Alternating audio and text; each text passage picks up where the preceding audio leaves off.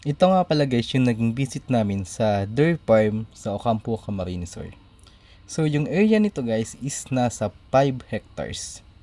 And kaya malayo nakakatakbo yung mga deers dito. So ito guys is open area siya.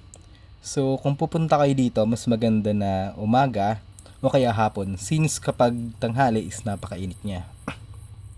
Then dapat may dala din kayong pagkain kung mag-i-stay kayo ng matagal since walang bilihan dito.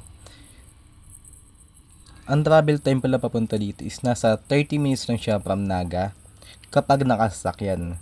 So ping nyo lang sa Google Maps, Dairy Farm Ocampo, Camarines Sur. Just in case naman magko-commute kayo, sa Naga Central Bus Terminal meron dong jeep and bus going to Ocampo. So sabihin nyo lang ibaba kayo sa intersection or main junction ng Santa Cruz.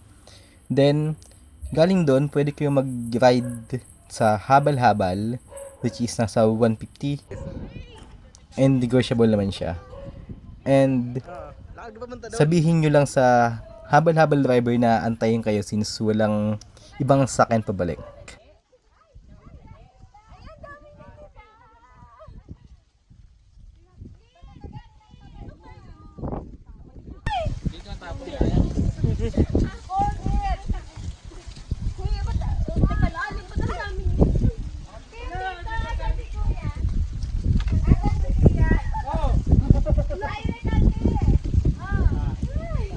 Baka naman babe, baka naman.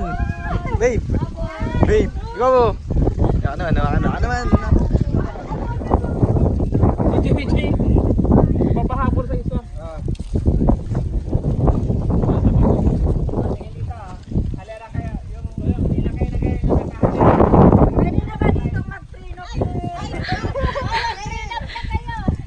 Albay nga eh.